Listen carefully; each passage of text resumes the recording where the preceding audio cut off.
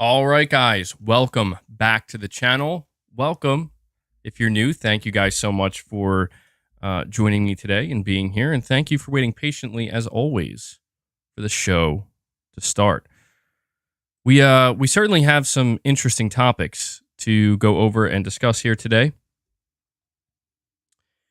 Saying MBG, you were late. Was I a little late? Oh no, it looks like I'm on time. At least to me, it looks like it's on time. But yeah, thank you guys for being here. We have basically two main topics of discussion during today's stream. The first is obviously about Final Fantasy 16. The reviews are out, and there is currently a lot of discussion surrounding this game. So we can talk about that. There's also some new information regarding Final Fantasy 16 that people who are planning to play it tonight or tomorrow, you might want to know about. We're also going to be talking about a couple of other interesting things that have come out. As you can read the title here, it says Microsoft reportedly wants to take down Sony. There was this kind of big thing that came out yesterday, big thing, where it just essentially it has to do with a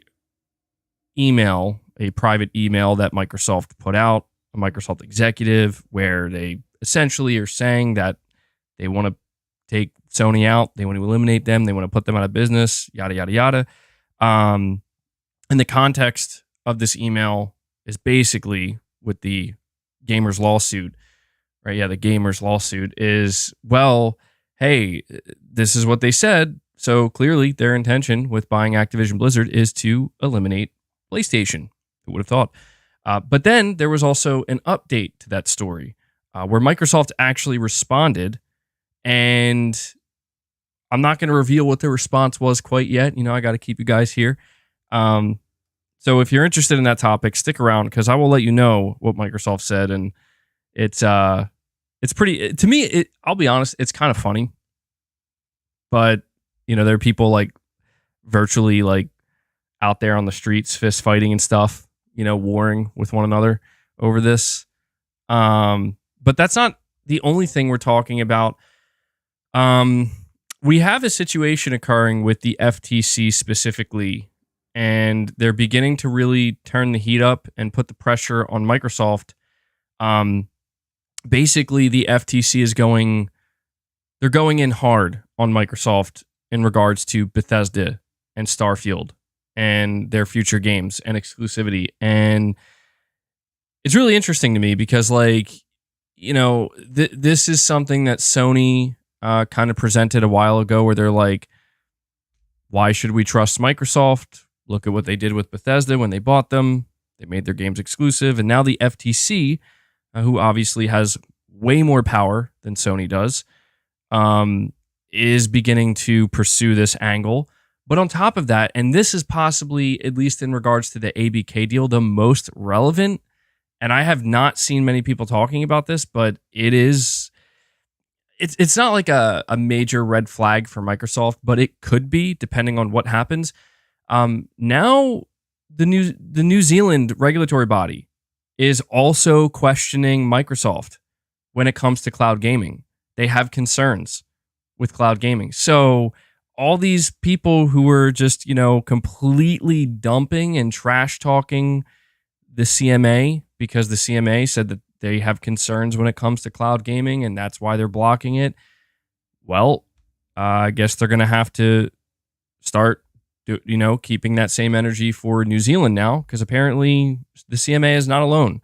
It's the FTC, the CMA, and New Zealand. So there are now 3 regulatory bodies that are applying pressure on Microsoft over this deal. So we'll talk further about that. We'll talk more about that a little bit later. But before I dive into these topics, as always, guys, I want to let you know some ways you can help support my content, help support my channel, support what I do here. As I always say, you being here, watching the content, obviously that's the most important thing. If there was nobody watching the content, there probably would be no content at all. So thank you guys for being here and watching, hitting that like button. Guys, everybody here right now, we have over 400 people hanging out which is awesome to see. Please hit that like button. We could easily crush 100 likes. But if you really appreciate what I do here and you want to go above and beyond and fan fund me and support me directly, you can do so by becoming a channel member. It's a big way to help support me directly. If you are already a channel member, please consider gifting channel memberships. This is something that, as I continue to say, people do to help support. And we have Domingo813 dropping in, gifting a membership. Domingo813 showing, basically putting into practice exactly what I'm talking about. So let's get some W's in the chat for Domingo. Thank you for that, man. And yeah, that's the thing. Gifting memberships really helps the channel. You're basically giving a free membership to somebody out there on the channel, and you're supporting my content directly. But on top of that, you can also consider donating a super chat. Super chats are a very big deal. They are just as helpful as anything else, and they also keep the conversation interesting and they keep it going. So big thank you to everybody who supports my content, supports me, and supports this channel in that way. It really does mean a lot. So thank you again, Domingo813, getting things started for us today. Let me add that to the tally here. So love to see it, dude. All right. So let's start with Final Fantasy 16. So the first thing we're going to go look at right now is the Metacritic score for Final Fantasy 16. The reviews are out and it's looking pretty good. So right now the Metascore is at an 88 out of 100 based off of 100 critic reviews. Now, I haven't really looked into these actual reviews. Like, I don't know who's giving what score. But it says here that there are 93 positive scores, 7 mixed scores, and 0 negative scores. So that's definitely a good thing to see. Every time a big game like this drops, especially when it's an exclusive game, everybody's paying attention to the Metacritic, everybody's paying attention to the reviews and their heated conversations. I have my opinion on reviews in general, which I will share with you in a little bit. But before I do that, I'm just quickly looking over some of these reviews here. And yeah, a lot of 10 out of 10s, a lot of 9 out of 10s. GameSpot gives it a 9 out of 10. They say it may fall short in some respects, but it should be celebrated for its most stunning moments and the characters who embody them. Final Fantasy 16 succeeds and earns its place within the Final Fantasy pantheon as one of the great entries and does so on its own terms. Let me see, who else do we have here? Destructoid says they give it a 9 out of 10. They say it's difficult to judge a Final Fantasy against the crystalline legacy of its predecessors, but Final Fantasy 16 takes a confident step into new territory and it doesn't slip. We have Game Informer giving it an 85. They say, with more than 65 hours of Final Fantasy 16 behind me, I still have a lot to do beyond the story, and I'm glad my time with Creative Business Unit 3's latest isn't at its end yet. Final Fantasy 16 has some of my favorite moments in modern Final Fantasy, but its lows threaten the pace at which they arrive. I wish Final Fantasy 16's various elements were intertwined more seamlessly. Still, when I look back at my time with Clive, his friends, his enemies, and Valisthea, I think that's how you say it, it's those highs that I vividly remember. Final Fantasy 16 is very different from its predecessors, but in many ways very familiar, and it's still a Final Fantasy game through and through, reminding me why I love this series so much. So, yeah, those are just a couple of the reviews. I'm going to go check the lower reviews. So the lowest review, there are 3 here. They're coming from The Enemy, Eurogamer, and Digital Trends, and they all have given Final Fantasy 16 a 6 out of 10. So Eurogamer says, a smart combat system straining under the weight of a characterful but ponderous pseudo-medieval soap opera with some of the grandest bosses and dullest side quests in Final Fantasy history. Digital Trends says Final Fantasy 16 delivers on the action side of its action RPG formula. A fierce and fast-paced combat system makes for the series' most exciting stab at real-time swordplay yet, while its blockbuster icon fights rank among some of gaming's most awe-inspiring battles. It's weird that there's this much praise, but you give it a 6 out of 10. But there's a general flatness surrounding those exhilarating highs, as shallow RPG hooks and dated design leave a promising evolution for the series stuck in the past. So, okay, there you go. That's Digital Trends and Eurogamer both giving it a 6 out of 10. See, that's weird to me, man.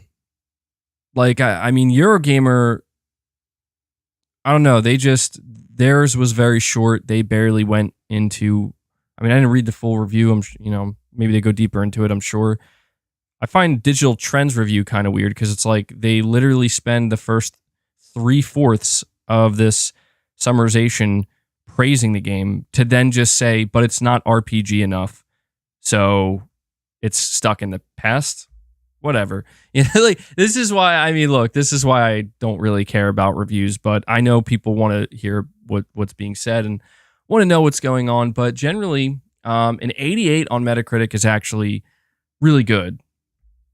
So, the thing about these types of these types of games, when they get reviews, or they get the review scores, I should say, there's always like this kind of argument, right? Like I saw somebody on Twitter mention how, man, it's total nonsense that a game like Zelda Tears of the Kingdom, could get like a 96 or 97 or whatever it was on Metacritic.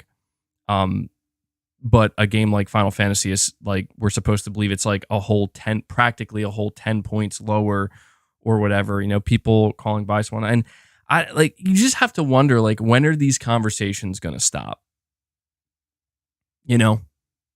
Because they should have stopped a long time ago. And it's no offense to that person. It's just it's just one example. Like people hyperfixate on a number that random people that they don't know gave a game. And the conversations are always the same every time. When a game gets really high review scores, there are people who think it's overrated. When a game doesn't get high enough review scores, there are people that think it's unfair. And when a game gets really bad review scores, everybody dogpiles and says it's the worst piece of garbage ever made. This is how it goes every single time. And honestly, the more I'm exposed to it, the more I see it happen, the more I think back to my past. And I think back to growing up playing video games and how it wasn't until probably I was a teenager or, and I really started paying attention to the gaming industry that I ever even saw a review score. Every single game that I would ask to be purchased, or if I had money of my own and I bought it, every single game I would strive to play, it was based off of my intuition. It was based off of me just naturally gravitating towards the experiences that I just intuitively felt like I'm going to enjoy this. I like what I see. I'm pretty sure I'm going to enjoy this game. And I was like never wrong. I was hardly ever wrong. It's very, very rare that my intuition based on a game that I was looking forward to turned out to be like, oh man, I don't like this at all. Like it happens on rare occasion, but review scores mean nothing to me anymore. I do think that they serve a purpose, generally speaking, and I understand why people still do use them. Like when a game like Final Fantasy 16 gets an 88, it does just generally give the impression like it's a good game. Like if you're somebody who's planning on paying $70 for this game, you're probably going to enjoy it. And that's useful, Same thing when a game gets a really low review score, right? When a game's sitting at like a 50 or 60 on Metacritic, it basically sends the sign like you might want to pump the brakes here. You might want to, look deeper into this game before you spend money on it. And that can be useful, of course. And when a game gets a really, really high review score, it basically sends the signal that this is like a must-play game and you should really try to go out of your way to play this. And that can be useful as well. So it's what isn't useful is all of the discourse surrounding it. That's where things just get totally messed up. And My recommendation to anybody when it comes to review scores, no matter which game you're looking at, I don't think there's anything wrong with seeking out a Metacritic score. But I just think just look at the score and take it for what it is and move on. You know what I mean? Like if you see a game that you're interested in and it gets like a 65 or a 70, and that just automatically makes you feel like, you know what, I'm going to pass on this game, no harm, no foul, right? You see a game that sits at a 60, 70, and you're like, you know what? I don't care. I'm looking forward to it. I'm going to take a chance. Go for it. You owe it to yourself. It's just it's weird to me. It's become something that it honestly shouldn't be, and it's quite sad to see. Patrick JW333, thank you for the $5 super chat. You're saying gaming in general is sad. People don't play games to enjoy them. They play for talking points to further flame dumb console wars. It's ridiculous. Absolutely. Yeah, it's 100% true. And it is sad to see. I mean, it's always kind of been that way, but, in the age of the internet, obviously it's been exacerbated. And, I get it, man. Like, I'm not here to tell anybody how they should play video games or like what the right way to play video games is. Like I did say yesterday, and I will stand by this, that if all you're getting out of gaming is negativity, and that's all it is, there's nothing else, I don't know that you should be gaming. I mean, don't get me wrong. If somebody says I like negativity and I thrive in it, well, okay. I can't argue with that person. That's who you are. I don't quite understand that. That is bizarre to me. I don't know why somebody would want to dwell on negativity. I don't know how people can enjoy that, but you know what they say, misery loves company. But to me, it's simple. It's like there's nothing wrong with having deeper conversations about games. There's absolutely nothing wrong with expressing your passion. There's nothing wrong with being critical. There's nothing wrong with questioning things. These are all very important things that I think, everybody does to a certain extent. It's just all it takes, the saying, it just takes one bad apple. That saying I think these days is truer than ever, where it just takes like one person to, light something on fire. And before you know it, that's where all the attention is. And it is sad to see, man. It's, I put out a simple tweet earlier today, which maybe that was my first mistake there, but all I said was that looks like Final Fantasy 16 is reviewing pretty well. Sounds like it's going to be a good time. Dude, the amount of trolls underneath that tweet, the amount of Xbox fanboys just digging, man, just digging. It's like, you're right. These people aren't playing games. They're not playing games. And if they are, I don't know how, if they're playing games and they're enjoying them, I don't know why they're wasting their time doing this. It's very strange. But I get it. Like it's kind of par for the course. Salvazard06, thank you as well for the $5 super chat, man. You're saying Final Fantasy 16 following the Metacritic trend of Sony's games last year. LOL. Can't wait to play it. Demo was fire. Oh yeah, true. You're right. Yeah, I think it was Horizon Forbidden West that landed at an 88 on Metacritic too, didn't it? That's kind of funny to think. It's following the trend. And Ratchet and Clank Rift Apart in 2021 also, I think, landed at an 88. An 88 is a good score, though. I mean, generally speaking, it basically just conveys that the overwhelming majority of people are enjoying it and thinking it's good. I've seen some criticisms for the story, which is interesting. I played the demo, and the story beats that the demo covered, I actually thought were pretty interesting, pretty good. I really was enjoying it. So it definitely left me wanting more. So I'm fascinated to see where it goes. But another aspect to this that we need to talk about is the performance of the game. Digital Foundry did their analysis, and so I wasn't able to watch the entire Digital Foundry analysis. I'm going to have to go and watch the entire thing. But there are a couple of takeaways. The first is it's obvious this game was designed to be played at the 30 FPS in the 30 FPS mode, because when it's in the performance mode, it's kind of weird. Digital Foundry said that when you are in action, like when you are in combat in Final Fantasy 16, it like maintains 60 FPS, no problem. It's literally everything else around the action. Like when you're exploring, when you're just doing your thing and you're not engaged in action, that's when it drops like dramatically. Like it fluctuates. It can drop to 50, it can drop to 45, it can drop to 40, it can drop to 37 in some instances. So it's completely sporadic, and you could tell that this performance mode needs a fair amount of work.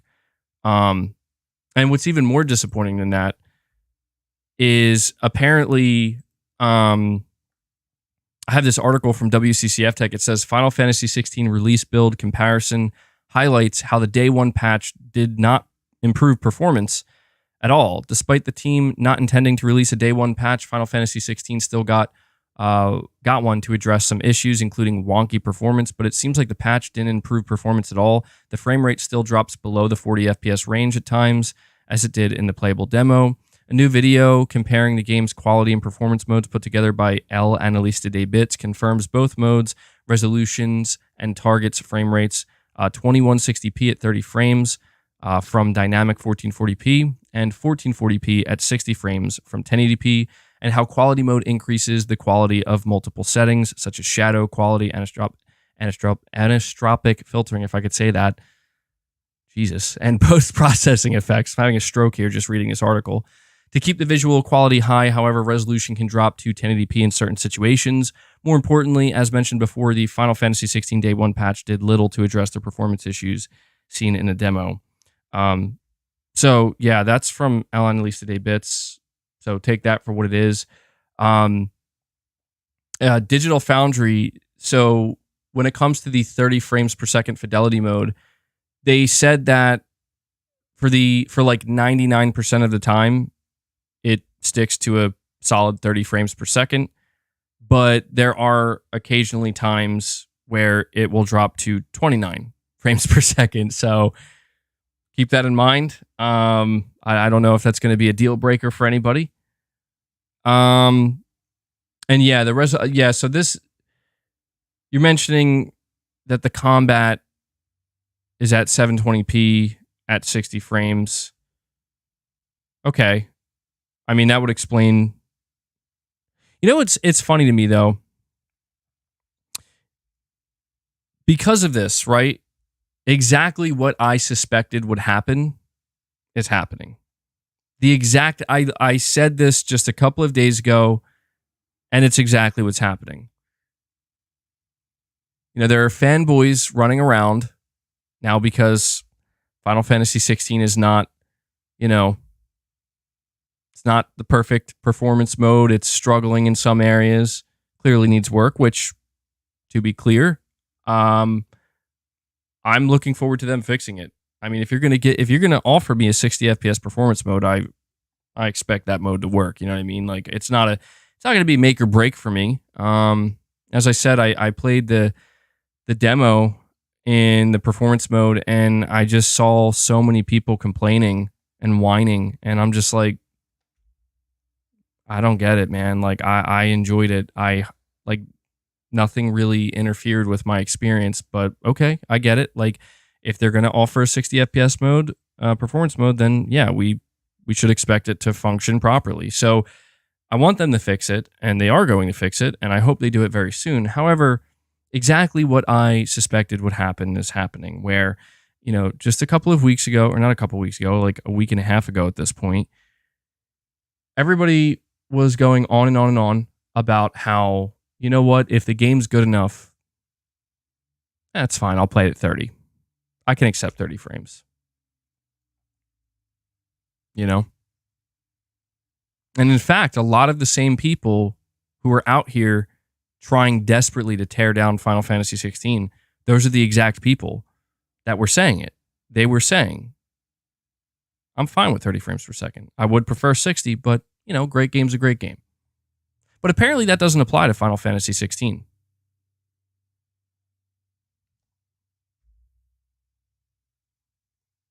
It's to be expected.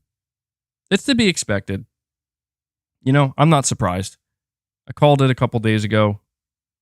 I said as soon as it was revealed in the demo that the performance mode isn't, it isn't where it should be, that people are going to attempt to tear this game apart.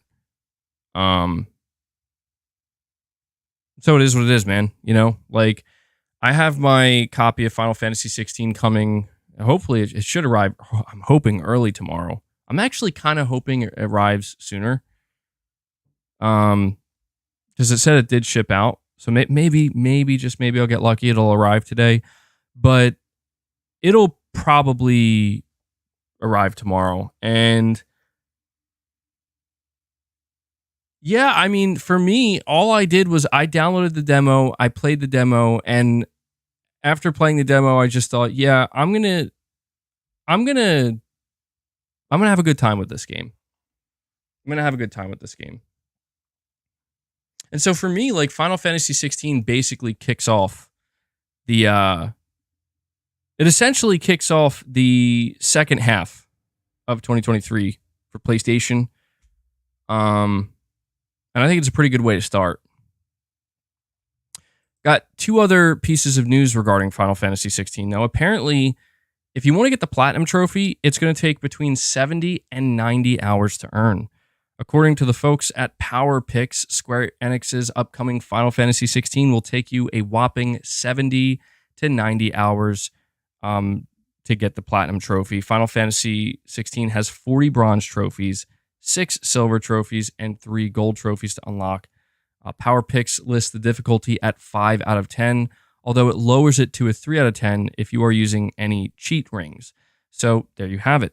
If you're planning on getting a Platinum, be prepared to spend a lot of time playing Final Fantasy 16. And so I'm curious, how many of you guys who are planning to pick up Final Fantasy 16, how many of you are planning to Platinum the game? You're saying you switching the narrative so fast? Please enlighten me, Lewis. Because, dude, you're just a troll. Like, I honestly don't know why I haven't banned you yet. You should be lucky I haven't banned you. Because it's just, you're literally just here to troll. You're an Xbox fanboy and you're dwelling in my chat. And I try to tolerate that. And I try to be welcoming. But it's like, please enlighten me. What's changed about the narrative? I'm curious. Let me know. Broccoli Rob says, ban him. Ban that man.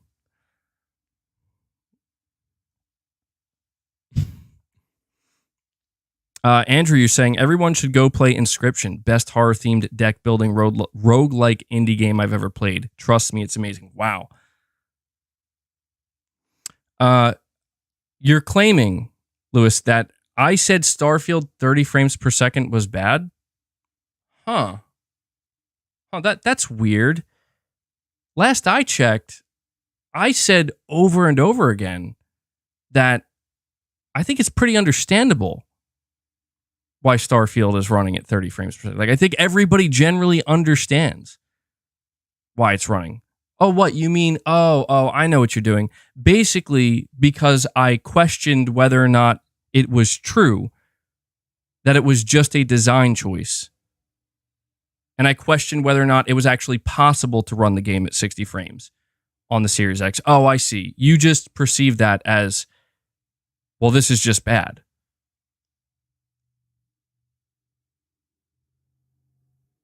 Hen Revens, you're saying, MBG, you talk for hours about 30 FPS being bad for Starfield. And when Final Fantasy 16 is the exact same boat, you give it 5 minutes of conversation and say it is what it is. Dude, these people do not listen to me. Oh my Lord. They're like, I can only assume that these people come into my chat and they assume what I said. Because if anybody has listened to anything I've said about Starfield, you know what? It's not even worth fighting. I'm damned if I do, and I'm damned if I don't, bro. Holy hell. Broccoli Rob's still in there. Ban them right now. Saying they think they might be getting confused with Redfall. Yeah, they might be. They might be. Redfall being at 30 frames per second is pretty unacceptable for multiple reasons. Even people who have enjoyed Redfall would tell you that. Redfall is a game where it's inconceivable how this game can't run at 60 frames per second. Games like Starfield, games like Final Fantasy 16, like, to be fair, Final Fantasy 16 probably will get to that 60 frames. It does hit 60 frames a lot. So it's unfair to, this is why I don't even know why I entertain these conversations, because like Final Fantasy 16, it's not a 30 FPS game. Like, it has a performance mode, and a lot of parts of that game run at 60 frames. It's just not a stable 60 frames. And that's the part that needs to be fixed. So even in that sense, it's not comparable. It's just simply not comparable. And yet people are so desperate, man. Like, this is why I'm saying it's ridiculous, man. Just nothing but clowns out here. They're out here praising Starfield, practically praising it for being 30 frames, which is fine. Like, you're excited for the game. You're not going to let a frame rate stop you from playing it. Good on you. That's how it should be. You see a game you like, go play it. Who cares what resolution or what performance it's at? And it's also okay if you want to question some things. Why isn't it 60 frames per second? Is it even possible to do 60 frames? These are all perfectly fine things to do and to say. But to do that and then turn around and the moment, Final Fantasy 16's performance mode might not be perfect. I mean, Jesus, dude. It's pathetic. Boss, every time I get going, it starts chewing my wires. And we got Hellbound 1981. Hellbound, let's get some W's in the chat. Which soundbite would you like, man? Gifting 5 memberships, bringing us up to 6 members on the day. Thank you so much, Hellbound. Really appreciate that, dude. Appreciate the continued support.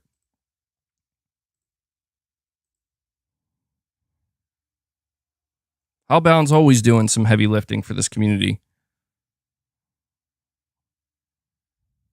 Enough from me. Hellbound says he wants a Jim Ryan. Let the games do the talking.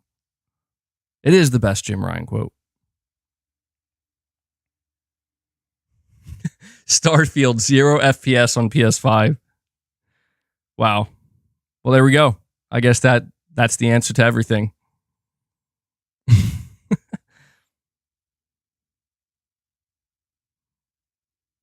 It's, it just feels a little, I'll be honest, man. Like, it feels a little bit unfair towards me, and I get it. I don't expect things to be fair. Life isn't fair.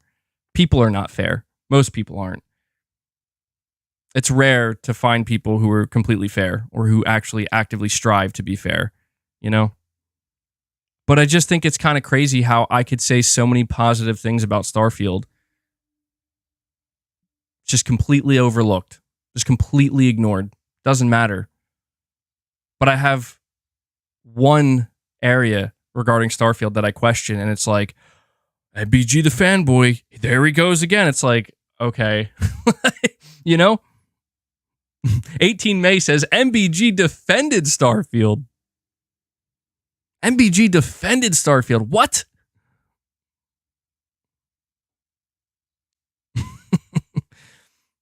Well, hey, man, if Starfield's running at 0 FPS on PS5, then I guess it's only fair to say that Final Fantasy 16 is also running at 0 FPS on Xbox Series X. Got to keep it fair, man. And Zombie Dragon, dude, thank you so much, man. Boss, dude. You need to chill, bro. My cat's like attacking me under the desk. Like, dude. He's like, let me at him. I'll ban them all. Come on, bro. Go chill. You gotta go chill. I don't have enough space right now. He just like smashed my mic.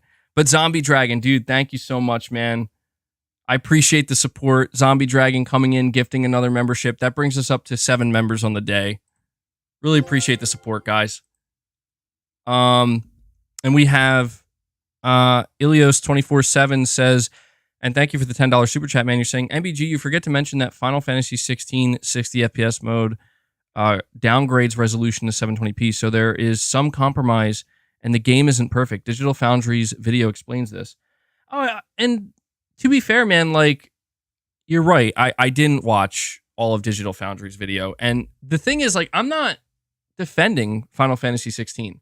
Like, I know that if I say any good thing about Final Fantasy 16, or if I decide to not make it a big deal, people are going to say, like, you're defending this game. Like, you're just shilling for this game. You're fanboying for this game. It's like, listen, I think at this moment in time, whether you're a PlayStation player, an Xbox player, a multi-platform player, no matter what your preference is, I think now would be a great time, truly, for everybody to just lay down your arms, your virtual arms, okay? Lay down your virtual arms, and let's just shake on it. Let's just all agree that, you know what? We all want 60 FPS performance modes, and we all want them to be great. We all want games to look as good as they can. We all want higher resolutions. But you know what we all want more than that? Like, much more than that? Good games to play. We want the games that we're going to be investing in to be good and to be worth our money and to be worth our time. You know what I mean? Like, I don't understand what's so difficult about this at this point in time. We have on one side Starfield, 30 FPS on the world's most powerful console. Are there going to be trolls? Yes, there are going to be trolls. Are there people who have been torturing Xbox fans and Starfield fans about this for the past week and a half? Yes. But on the other side, we have Final Fantasy 16, and it is a very different game from Starfield, has a performance mode, but like you said, it's not a perfect game. There are compromises. Things are not ideal right now, you know?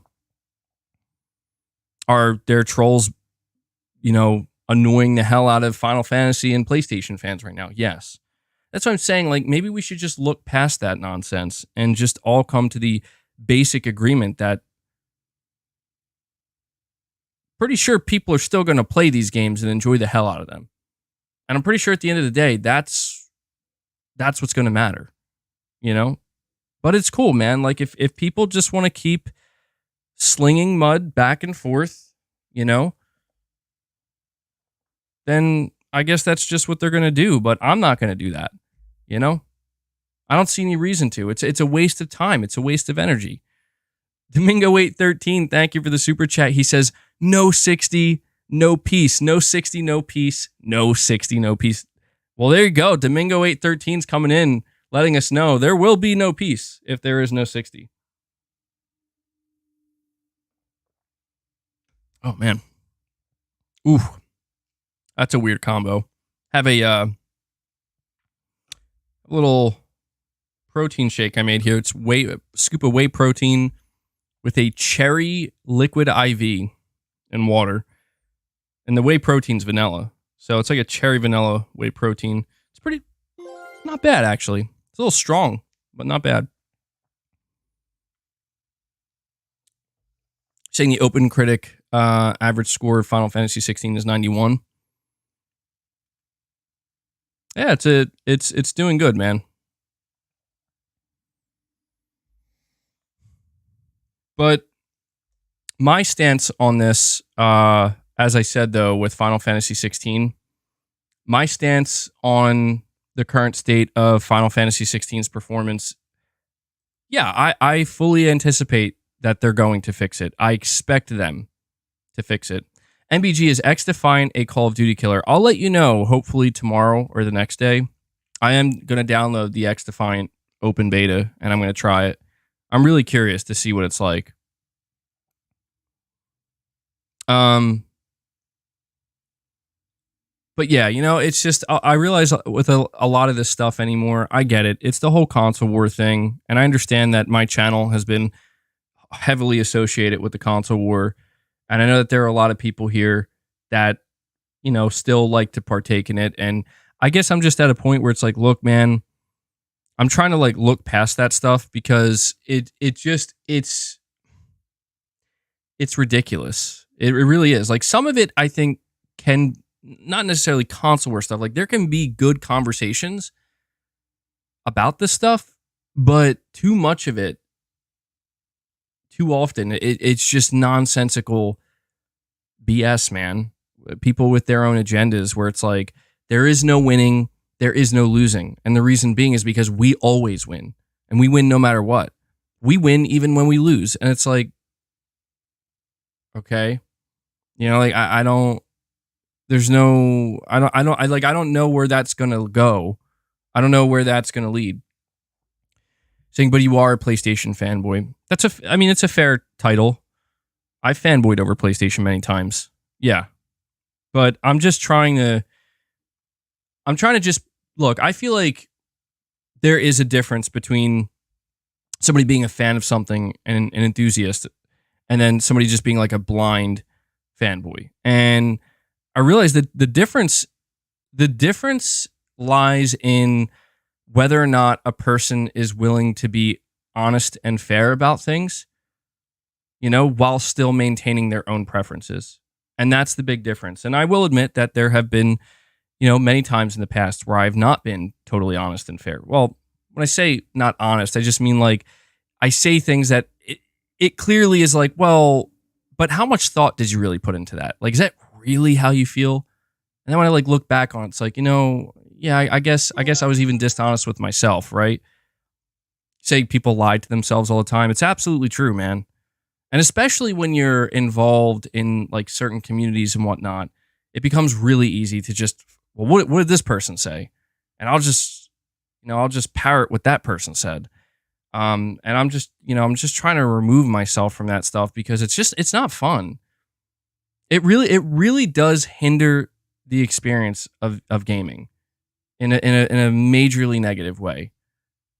And that's why when I saw how intense people were getting about Starfield being 30 frames, it's like, you know, yeah, it's easy to get wrapped up in the conversations, but I just took a step back and I'm like, how do I honestly feel about that? And how I honestly feel and how I continue to feel is that, dude, if I was excited for Starfield, truly, like, it's like, dude, this game looks amazing. It looks huge. It looks extremely in depth, very deep. I'm going to get lost in this game. I wouldn't care. I would not care at all that it was 30 frames. I would just care about how amazing this game looks. And, you know, when I think about Final Fantasy 16, again, knowing that there is a performance mode, I want them to fix that. I think they're obligated to fix that because it's like you guys, you know, you told me this game would ship with a performance mode, so I hope you can get it to where it needs to be. And I'll give them a little bit of leeway. You know, I'm not going to lose my mind if that performance mode patch doesn't come in the next like week or something. I'll give them a little bit of time, but you know, the demo was very playable to me. The demo was very enjoyable, and all that matters to me on a personal level is I'm just excited to play Final Fantasy 16, you know? Geronimo 15 says, stop paying attention to trolls, MBG. Wise words, Geronimo. Ilias 24/7, you're saying, thanks, MBG, for your take on this matter. Personally, I'm excited for both Starfield and Final Fantasy 16, so I'm glad there is a mature point of view on this matter. Yeah, and that's the thing, man. Like, there, like I said, I think some people get a little bit upset sometimes because they think that a mature point of view or a more calm point of view equates to being less critical about things, even at times when there needs to be criticism. That's not how I see it at all. You know, like, I know that going into the future, not to be negative, but it's just the truth. It's a guarantee. At some point, Sony or Microsoft, one of them is going to make a big mistake again. You know, one of them will. And there will be a moment where it's like, we have to be critical of this. It's necessary. And, you know, that's where and it could be Sony, man. You know, who knows? Sony could come out tomorrow and be like, we're raising the price of our games to $80. And it's like, there's no defending that. You know what I mean? Like, I'm not saying that's going to happen, but just a really, you know, random example. But that is going to happen, and it's not about no longer being critical, because in my opinion, that's also another fanboy thing to do. A fanboy thing to do is when there are things that are definitely worth being critical about. Like, for example, right now, there are probably some fans that are defending Final Fantasy XVI's performance mode. And the reason why they feel the need to defend it is because the trolls on the other side are, doing everything they can to tear the game down and get under people's skin. They're trolling. And the people who are defending it, it's like, you're defending it over nothing. The best thing you can do, okay? Like, if you want to send a message to people who are trolling or whatever, the best thing you could do, just buy the game, play it, and enjoy it. You know what I mean? Like, but at the same time, I think it's an unwise thing to defend Final Fantasy 16 right now. You know what I mean? Because I do believe that Square Enix and their development team, like Business Unit 3, they deserve the criticism of, again, you put out a performance mode, it's not performing as it should. We should be critical of that. I think we can be rational about it and understanding, where it's like, you know what? We apologize for that. We're going to work on it, and we're going to fix it, and we're going to make it right. It's like, thank you. That's reassuring, and I'm glad. And that, you know what I mean? And we just all shake on it. And in the meantime, I'm going to enjoy the game for what it is, And that's, that's how it is, man. I don't think that there's any need to defend anything here. I don't think there's a need to fight over anything. I think it's just the game looks great to me, and I hope that they fix this issue. That's all it is. Arnie Vesper, you're saying, I consider you a fan and a critic of PlayStation. I appreciate that, Arnie. That's what I'm trying to be. Like I do think that there are many times in the past, like I said, and I'm not going to go on about this any longer because I know it just, I'm not trying to make the topics about me. But I just will say that there have certainly been times in the past where I'm that exact person. Like, I get defensive about something. Like, I see the trolls and oh man, like, let me go fight them and let me be the antithesis. You know what I mean? Let me be the opposite. And it's like, well, that doesn't really help much at all. And if anything, it's just playing into it. That's all it is. That's all it is. Saying 720p performance mode is wild. I'll judge for myself. Like, don't get me wrong. It does sound wild. Like, it's like 720p, but I'm going to play the game in the performance mode, and I'll let you know if it's like, wow, that resolution looks bad. Like, I can tell, like, that doesn't look good. I'll let you know. But something, again, like, so let me ask you, I'm asking the chat this because I'm actually not sure. So the section of the demo, for those who have played the demo, at the end, there's that big epic icon battle, okay? Which isn't a spoiler because, again, it's in the demo. There's that epic icon battle. Did it drop to 720p during that?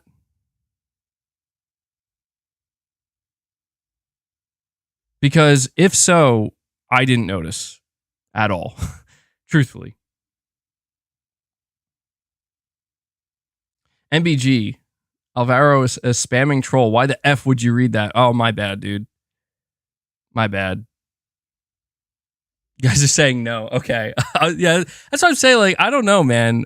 Our 720p performance, I'm like, that sounds like some last gen nonsense.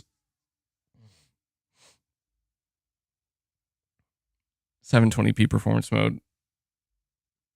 I'll have to watch. See, that's the problem. I definitely should have tried to watch Digital Foundry's entire breakdown before I talked about this topic. Laura Cannon, you're saying, do you think that Final Fantasy 16 looks next gen? Be honest, please, because to me, it doesn't look next gen. I mean, Uncharted 4 and Horizon Zero Dawn have better graphics. I think that's a fair assessment, Lord Cannon, and you're not the only person that I've seen say that. I have seen some people expressing that they don't feel that, generally speaking, Final Fantasy 16 looks next gen. But the way I view it, and my opinion, is there are aspects of Final Fantasy 16 that look next gen. There are also aspects to this game that don't look next gen. For example, like some of the areas I played in the demo, it's like, yeah, this doesn't really scream like next gen. And I could see how I've played games that look better on PS5 from Sony Studios that visually look better than Final Fantasy 16 in some instances. But then there are other aspects of Final Fantasy 16 where I'm looking at what's going on. And I'm like, I don't know if it's all the effects on screen. I don't know if it's just the kind of like scale that they're presenting. I don't know exactly what it is, but there are just times where I'm playing, I'm like, this looks like it does look next gen to me, you know? So it's in this kind of weird middle ground where as I said, there are aspects of it that don't look next gen. And I could just see like, yeah, this just kind of looks like another game, right? Like doesn't really like that's not the first thing my mind goes to. But then there are, there are other aspects. It's like, yeah, this does look next gen. Like this looks crazy. This looks crazy good. But yeah, I think that's another problem. I see somebody in the chat saying there is no real next gen anymore. I think that might be correct, man. Like I hate to say that, but I think that's true. At this point in time, we could be wrong, and I could be wrong, but I'm just kind of getting to that point. Like again, Lord Cannon, you asked the question like, does it look next gen? I feel like the question I want to ask you is this. Honestly, and the question I want to ask you is, does it matter? You know, and I'm just being genuine in that question. Like, to you, does that matter? Because to me, it's like I could say that a lot of aspects of Final Fantasy 16 don't look like next gen, but it just makes me question like, what exactly does that mean though? Like, does next gen, does a game looking next gen or not? Does that have anything to do with, am I actually going to thoroughly enjoy this experience? You know? And my answer to that, Lure Cannon, you're saying not much MBG, I just can't understand the performance. And that's fair. That's fair. You're just doing the thing that I think people should do, which is you're just questioning, like, why? What's up? And it would be nice, maybe we will get an explanation. It would be nice to get an explanation from Square, basically saying like, this is kind of why the performance mode's struggling a little bit, and we're gonna fix that. There's nothing wrong with that.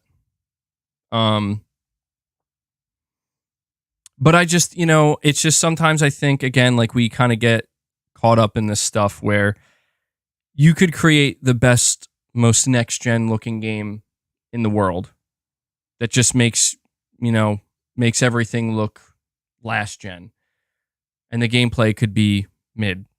It could just be like, that's rough gameplay. And my question to gamers would be like, so how do you feel about that? You know what I mean? Like, you know what I'm saying? So, but I do think, Lord Cannon, it is a fair question to ask because we have, we are sold on these new consoles with the promise of next gen exclusives and next gen games.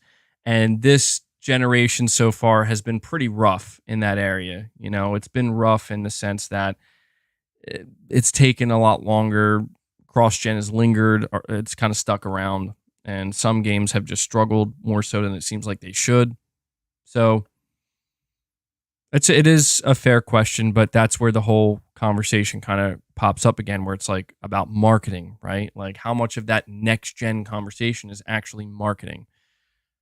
So, but I appreciate the super chat, man. Broccoli Rob, you're saying, hey, MBG, did you see the article about a leaked email from Microsoft saying they want Sony out of business?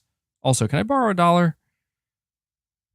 Broccoli Rob, you borrow $1 today. I'll you borrow $1, Broccoli Rob. And that's actually the next topic in line. I'm almost finished talking about Final Fantasy for now. So that's the next topic in line. We're going to talk all about that. Because that came out of nowhere yesterday, and God, man. Oof. Get ready to put your hazmat suits on because it's about to get toxic, man. Really, though. Echospiracy, you're saying if Final Fantasy 16 was an Xbox exclusive, the praise would be way louder. If Starfield was a PlayStation exclusive, they'd be knocking it down harder. And that's exactly right. And that's why I'm saying, like, don't be that person, you know? On either side. Just don't be that person. Because it's just dumb. It's dumb. I think people I think people should just be, I don't know, people should start just viewing it like, it almost seems like the most vocal people with a game that's not on their preferred platform at times. Like, I don't know, man. It seems like sometimes those people are actually maybe against exclusivity to a degree. You know what I'm saying? Because it's like, why? I don't know, man. It's just a lot of rhetoric. You are correct in that assessment, though, Echospiracy. You're right. If Final Fantasy, that's just how it goes. If Final Fantasy 16 was an Xbox exclusive, you wouldn't be seeing Xbox fans floating screenshots around, like only highlighting these like areas where performance is struggling.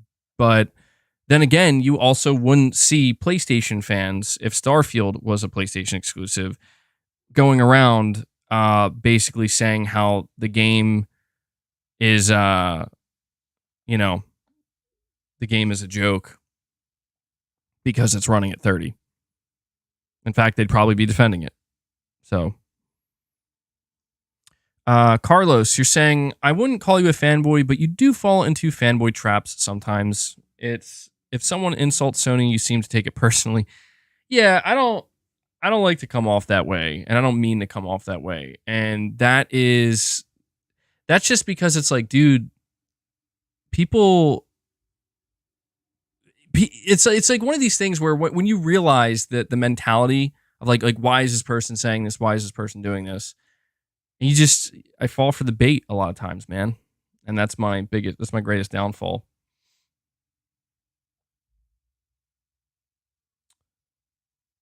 MBG, that fanboy tag is going to stick to you for life. Oh, it's all good, man.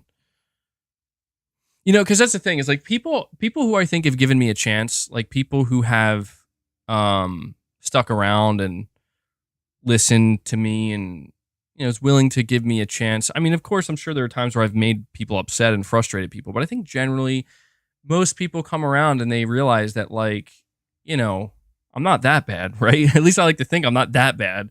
I'm just out here trying to talk games with you guys. And, you know, like I said, I get ramped up sometimes. I get in the moment.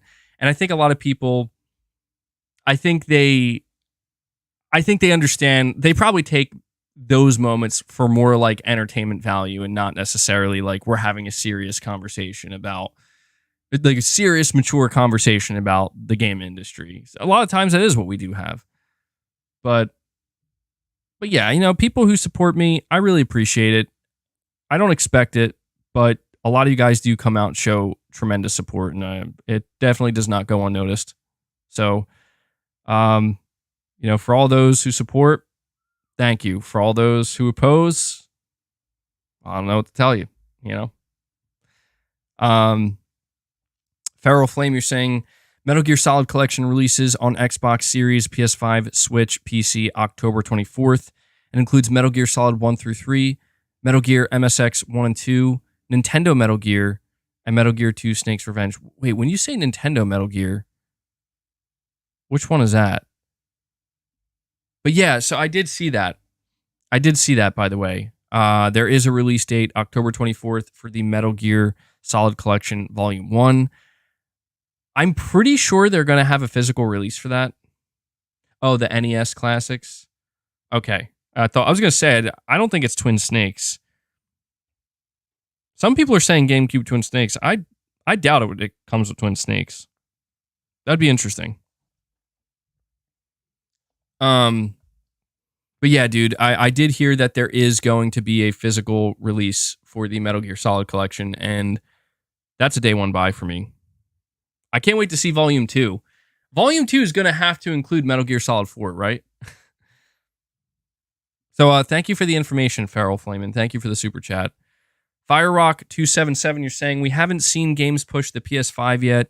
Games pushing this generation have always come in the back half of a timeline of each generation. In 2 to 3 years, you will see. That to me makes a lot of sense. And I don't doubt that. I fully anticipate that when we go into like 2024, 25, 26, and 27, we're going to be looking at games that, people are going to be questioning, how is this even possible on this hardware? I have no doubt about that. I don't necessarily know that it's going to be like multi-platform games, but certainly like exclusive games. One thing I still do have a lot of confidence in is what PlayStation's own studios are going to be able to pull off later this generation, assuming that they are only focusing on the PS5. It's going to be fun. It's going to be fun to see. So I think you're absolutely correct, Firerock. Thank you for the super chat, man. We got Panthorius. You're saying, considering that Final Fantasy 16 is not available on PS4, who are we to question the next gen narrative? Only available on PS5, so So is it optimization or developer failure? Most likely optimization more than anything. At least that's the assumption, right? Like, I don't question the development team behind Final Fantasy 16. It could be that. We don't really know, and we're not going to know. Like, could it be that, the development team that made Final Fantasy 16, they're not the like most talented development team in the entire world? Yeah, that's a possibility, but I don't know, man. I just feel like sometimes it's you enter almost a dangerous territory, in my opinion. When you really start to dive too deep into some of these questions, where it's like, how did we get here? You know what I mean? Because again, my general take on Final Fantasy 16, based off of everything I've seen, is I'm impressed. Truly, I am. Like, I know that there are people who want to tear the game down right now, and I know that there are people who are trying so hard to convince me, everybody else, and even themselves that this game is not that good, that it's not like an amazing game, and I get that. I get that. Like, I know that there's always going to be people who do that, but it doesn't matter to me. Like, I've watched the trailers, I've read the interviews, I've played the demo, and literally everything about Final Fantasy 16 to me says this is a quality game, and I'm gonna enjoy the experience, hands down. I have no doubt about that. So yeah, you're saying MBG, you do that though? No, I'm not doing that. I've not come out here. As far as I'm aware, I have not been coming out and saying that Final Fantasy 16 is going to be like the greatest game ever made, and it's just going to absolutely change the industry and destroy everything. I said it looks like it could be a Game of the Year contender, and I still believe that. But, but yeah, I don't think I've been hyperbolic in my stance. All right, we're going to move on to the next set of topics, though, which... Yeah, again, get your hazmat suits on, guys, because it's about to get real toxic up in here. But yeah, it's still interesting, and I think this is stuff that is pretty relevant to PlayStation. And this is where, yeah, I do have a stance with this. I have my opinion, and yeah, you're saying that the Gamers lawsuit got denied. Is that like breaking news? I'm not surprised if that's true. It's like the Gamers lawsuit. The Gamers lawsuit, it doesn't sound real, though, The Gamers lawsuit. Gotta love it. All right, so speaking of the Gamers lawsuit, that's where this actually stems from. There are some people who, the moment they hear that, they completely disregard it. And I get that. But this is something that I found very interesting, because All right, I'll just read the information to you first, and then I'll give you my opinion. So I have an article here that was written up yesterday by VGC, and the title says, player lawsuit claims to have evidence that Microsoft's Activision bid is designed to eliminate PlayStation. Plaintiffs in a consumer lawsuit seeking to block Microsoft's Activision Blizzard deal have claimed to have evidence that the Xbox maker had the intention to put PlayStation out of the market. The private antitrust action, which was brought by 10 video game players in the U.S., argued that the $68 billion deal could substantially lessen competition or create a monopoly in violation of the Clayton Act. The lawsuit was initially dismissed in March after District Judge Jacqueline Scott Corley found it failed to present sufficient evidence to support their claims. However, the plaintiffs later filed an amended lawsuit containing redacted information from Microsoft, including a strategy memo and new information provided by Sony Interactive Entertainment. As spotted by Axios, a key piece of the plaintiff's evidence is alleged to be an internal email they say was sent by Microsoft's head of game studios, Matt Booty, to Microsoft's chief financial officer for Xbox, Tim Stewart. The purported internal Microsoft email is described as, quote, uncontroverted evidence that Microsoft had the intention to put its main competition, the Sony PlayStation, out of the market, end quote. The passage is said to be from Exhibit K, one of the sealed documents that the opposing lawyers have been debating. In legal documents, Microsoft describes the email as an internal exchange that should remain sealed and claims it has no bearing on the court's decision. The lawsuit is separate from Microsoft's defense against the U.S. Federal Trade Commission, which is currently seeking a preliminary injunction to block the Xbox merger. Or the Xbox maker from acquiring Activision Blizzard. Now, there's an update to this situation. Stephen Totilo, the reporter who first reported on this at Axios, tweeted out, update, a Microsoft rep shares a significant update to this. While they still cannot divulge the contents of the email, they are able to now say that this email was sent in 2019. That means that whatever anti-PlayStation sentiment / strategy it may contain preceded Microsoft's offer for Activision. Okay, so yeah, this is where things get kind of funny to me. Sapander asked, you're saying breaking, Microsoft is raising Xbox Series X and Xbox Game Pass prices. Is that true? Oscar the Homeless, you're saying Steven misreported? Well, it's not, yeah, I guess he kind of did, but it's just he didn't have all the context, obviously, because Microsoft redacted it, and Microsoft gave the most important information that they needed to give. Is this true though? I've been seeing that in the chat. Somebody saying that that Xbox, I don't see anything on that, dude. I'm not seeing anything on Xbox raising prices or... Yeah, I don't know, man. I don't know where you heard that, but I don't think it's true. So...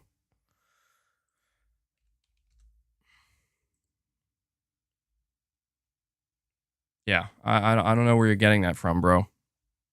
Tom Warren? Oh, okay. All right. Thanks, chat. I'll go check. Let me go check. Tom Warren. Breaking. Microsoft is raising the Xbox Series X and Game Pass prices. Gasp. I am so shocked. Wait a second. I thought Sony was the only one that did this. Wait, hold on. I thought Sony was the greedy one. You're telling me Microsoft wants more money? What? It says Microsoft is increasing its Xbox Series X prices in most countries in August, apart from the US, Japan, Chile, Brazil, and Colombia. The Xbox maker is also increasing the monthly prices of Xbox Game Pass and Xbox Game Pass Ultimate for the first time next month. So it's going to go from $10 a month to $11 a month. All right. I mean, say, okay, it's $1. They say we've held our prices for consoles for many years and have adjusted the prices to reflect the competitive conditions in each market. This is what the head of communications for Xbox said. The Xbox Series X console pricing will largely match the price hike that Sony announced for the PS5 last year, with the Xbox Series X moving to, at least with Canadian dollars, it's $650 to $800. Series S, apparently the Series S, so this is interesting now, the Series S pricing will not be adjusted in any markets and is remaining at $250.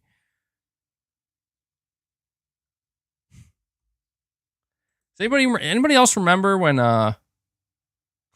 surely it's not just me, right? Saying $1, what an anticlimax. I know, right? But, to me, it just goes to show, man, like, everybody got so up in arms about Sony, man, when they did the same thing for the PS5. And I get it, like, it's not good news. It's like no one wants to see a price increase, but they were like, we kind of got to do this to keep this profitable. People just lost their minds, dude. And I'm like, okay, Microsoft is probably going to do the same thing at some point. And here they are. So I'm not surprised, man. That's how it goes. It's inflation, dude. Shit's going up. It's going to keep going up. But the Game Pass, it's so interesting. The Game Pass thing, though, like, I don't think that's a big deal at all. Like $1. Like, I think some people might be a little bit annoyed where it's like, but I don't see it as a huge deal. It's $1. But I think it's just the bigger point here, though. The bigger point is that, dude, Microsoft is a company. They are a business. They care about making money. Like, they're only going to keep giving you a great deal as long as they can afford to do so. But they will make adjustments when they need to for the sake of their bottom line. And, they'll make necessary adjustments. And that's where it's just like, if anything, this actually feeds perfectly into this conversation where, as we just talked about, an email, Mr. Booty got caught.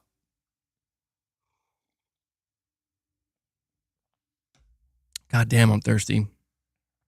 Mr. Booty, head of Xbox Game Studios. Apparently in 2019, this man sent an email. He sent an email to, who was it that he sent it to? Microsoft's chief financial officer of Xbox, Tim Stewart, where, according to this lawsuit, and this is where we have to be careful. Be careful. All right? Microsoft redacted the email. We don't know exactly what the email states. We don't have the actual evidence. But the lawyers who do have access to it are claiming that it basically is Xbox's Matt Booty saying that their goal is to put PlayStation out of business in 2019. Sounds pretty bad, right? Oof. Hold on now. That doesn't sound like the Microsoft I know. At least not the one that they want me to know. MBG, the judge denied the lawsuit. Obviously, dude, the lawsuit's not going anywhere. But think about what the lawsuit's claiming. The lawsuit is claiming that this email is irrefutable evidence and proof that Microsoft's plan for buying Activision Blizzard is to put PlayStation out of business. But that's the thing.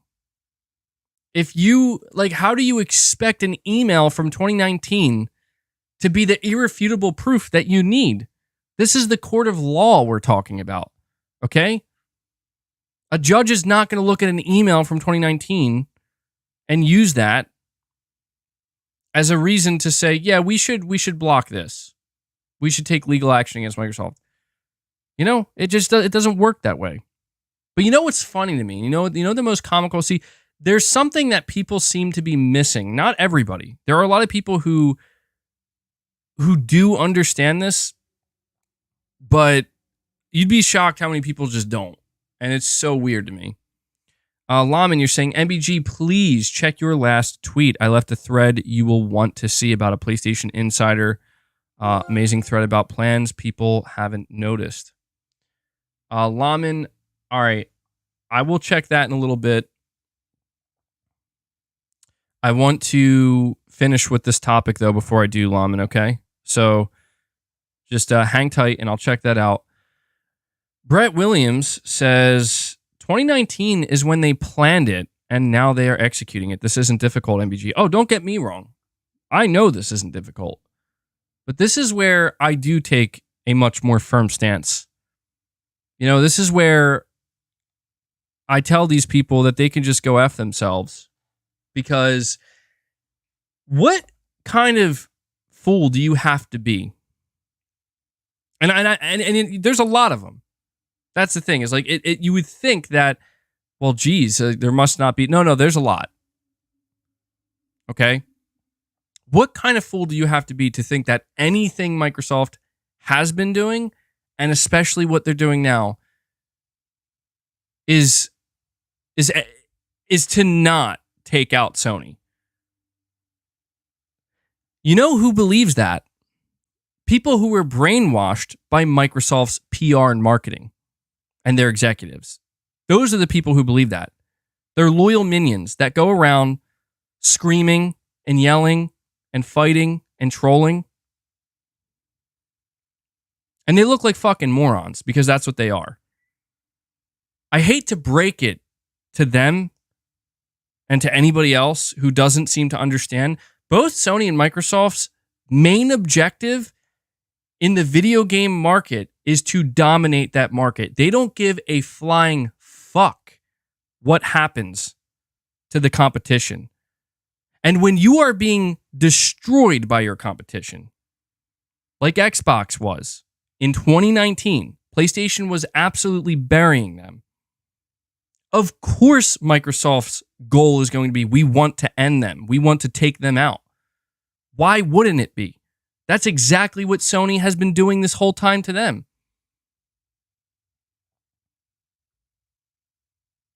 So my problem isn't with Microsoft saying we want to take Sony out of business.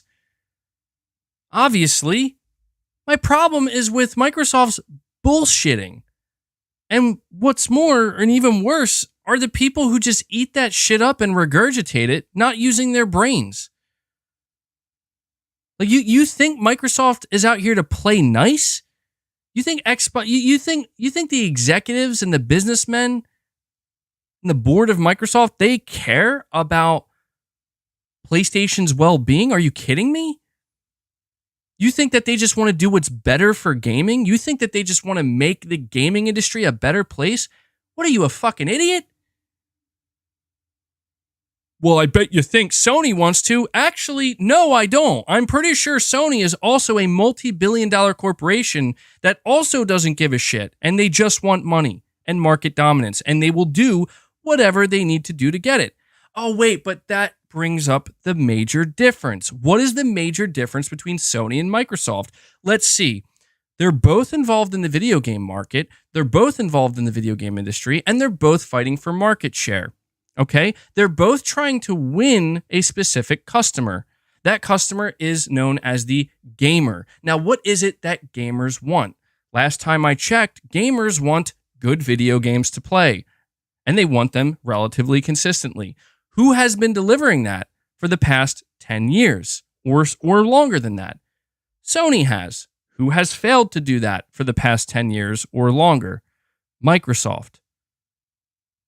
So this, again, all comes back down to the same argument, which is the people who are for the Activision Blizzard deal are under this ridiculous, brainwashed mentality that, well, Microsoft just wants to compete. Last time I fucking checked, Microsoft's showcase just blew everybody's face off, and Starfield is going to be the greatest video game literally ever created and is being hailed the second coming of Christ. I'm pretty sure Microsoft just proved they can compete just fine when they actually fucking try. So these people who are pushing this nonsensical agenda for Microsoft, they're literally shilling, they're literally peddling for $1 trillion corporation that they're just dirt underneath their fucking shoe. And they are trying so hard to make anybody who even questions Microsoft's endgame here. Like, okay, so they're just going to keep buying publishers? Should they be allowed to have Activision Blizzard? Anybody who questions that, well, you're just a fanboy. You're just a clown. You just don't want competition. You just want Xbox dead. Yada, yada, yada. It's just, it's unbelievable to me that there are just so many people, and I get it. Like, if you overlook all that and you're like, but I just want games on Game Pass, I get it, man. And that's a good enough reason to be cheering on for this. But if we're going to be paying attention to this type of stuff, if we're going to be getting in the weeds here, then we need to call a spade a spade. And that's all. It's very simple. All you have to do is take a step back, acknowledge that these are multi-billion, multi-trillion-dollar corporations run by businessmen in suits who get paid large quantities of money to ensure that their company is growing, gaining market share, hopefully dominating, and that the bottom line is looking fucking good. That's their job. Microsoft is in the position they're in because they failed to make great, compelling video games. It is that simple. Sony is in the position they are in right now because they did make great, compelling video games. It is that simple. It has always been that simple. It will always be that simple. And the reason why Microsoft is now competing and making a comeback, so to speak, is because they purchased a video game company that is known to make very good video games. They bought other studios with the hopes that maybe they can begin to make very good video games. But on top of that, now they're trying to buy Activision Blizzard, a company that is also a very large company that is known to mostly make very good video games, at the very least, very highly desired video games. Now, am I saying Microsoft is wrong for this? There's no point in me answering that question. That would be me injecting my own personal bias into the conversation. What I just said is objective fact. We are in the video game market. The customer expects good video games. How those video games are delivered, the price at which they're delivered, all of that's up for debate. And that's up to the publishers to decide. But that's the fact. That's the fact. Microsoft failed to make great video games. Sony didn't. Now Microsoft is turning it around. Sony's continuing to make great video games as far as we can tell. And the competition is there. Now, if I'm going to inject my own personal opinion into this, it's just I maintain exactly what I've said this whole time. I think Microsoft is sad for having to buy Activision Blizzard. I think that's sad. I think that is a complete sign of failure. And don't get me wrong, they're going to win. If they get Activision Blizzard, Microsoft wins. Period. End of discussion. Does that mean Sony's going to be eliminated and erased? No. And that's why that statement sounded hyperbolic to begin with. Like, I don't think anybody actually believes that if Microsoft gets Activision Blizzard, that it's going to erase Sony and put them out of business. No. But Microsoft will win in a big way. And they did it in the way that made the most sense for them. Microsoft finally woke up and they decided we are going to leverage our greatest strength, which isn't making great video games. It's spending money. And I can't blame them. If that was me, I would do the same thing. If I was in business and my competition had me on the ropes and I was about to die, I'd be like, what can I use to get out of this situation? What can I use to potentially turn this around? So I don't blame them. I do not blame Microsoft at all. I think it's sad. I think it's the It's not the way that I, would have liked to see it happen, but it doesn't matter. This is what they're doing, and they're doing it successfully. But I can't stand the morons out there. And I'm sorry I'm being harsh, but it's really how I feel. Like, I can't stand the morons out there that are actually trying to convince people, and they're convincing some people successfully, that Microsoft they're not a slimy, greedy corporation. They are. So is Sony. So is Nintendo. So is every other company in this industry. It is about money. Like, what don't people understand about that? I know that there are people who don't want to believe that because it sounds shitty, and it is shitty. Greed sucks. But it's just so tiring to see people constantly coming out and just, it's like, look, I'm not saying you have to throw a fit about it. You don't. I'm not saying you even have to care. Like, if you are just like, yeah, these companies are greedy and they're going to try to rip me off sometimes, or, at the end of the day, they just want more money from me. Fine. Like, no big deal. It is what it is. But again, it's just so many people out here that, for example, the amount of people that I saw that were basically clowning, like trying to clown on other people because it's like, see, look at that. The email was from 2019. LOL. And it's like, and your point? Like, what are you getting at here? Well, the point is, you look like an idiot because yeah. It's like, no. Like, you think Microsoft's mentality has changed? Like, you think their mantra is just, actually, we love Sony. We want them to succeed. No. Microsoft wins by saying this email was in 2019 because it makes them bulletproof. And they're smart for doing that. Because what that means is, technically speaking, in the court of law, that email is probably that. Yeah, they're not going to look at that email as anything other than, well, this was before they bought. Come on, this was before they bought Activision Blizzard. You know what I mean? So it's like, Microsoft can make that argument. Microsoft can say, well, whatever anti-PlayStation sentiment we had in 2019. We no longer feel that way. We didn't feel that way in 2020 or 2021 or 2022, and we don't feel that way now. Microsoft can make that argument, but that right there is exactly my point. You believe them? Are you serious? Like, you really believe Microsoft? You really believe they don't want to put PlayStation out of business? Come on now. Isn't that competition? That is competition. Microsoft said, let us have competition.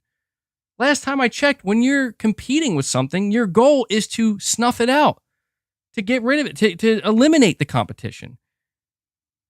And I get it.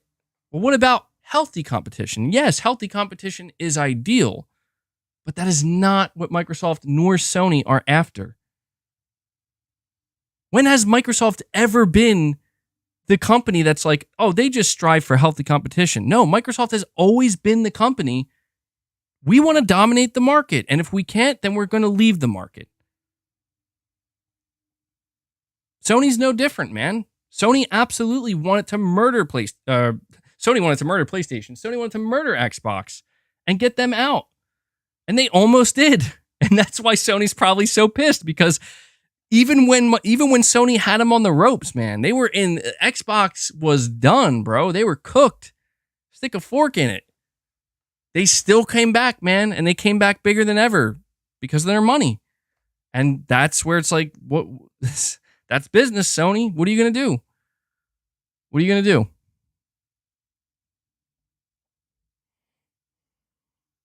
And what's weird is there are fanboys right now. There are Xbox fanboys, probably in my chat. I don't know, maybe not many, some. But there are Xbox fanboys who will probably come across this and think, wow, there goes MBG ranting and whining again and blah blah blah. But what they just won't admit that I'm right.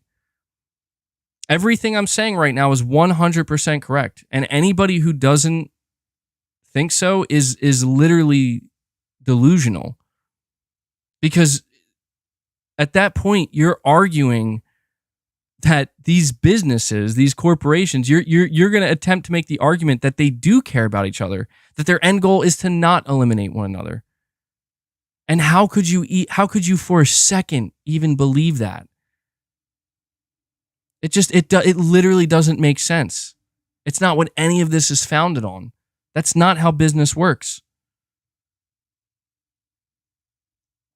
Look, I know I'm making it sound pretty damn harsh out here. Okay? I know I'm making it sound like Sony and Microsoft are, trying to snipe each other, but I think at this point, Microsoft's mantra is probably, like, if they die, they die. I really think that's probably Microsoft's mantra. Like, they're not out here being like, yeah, we care about Sony's well-being. No, they're just gonna be like, we're gonna do shit that Sony can't, and Nintendo can't either, and we're just gonna do it. And if they die, they die. Like, that's the name of the game, bro.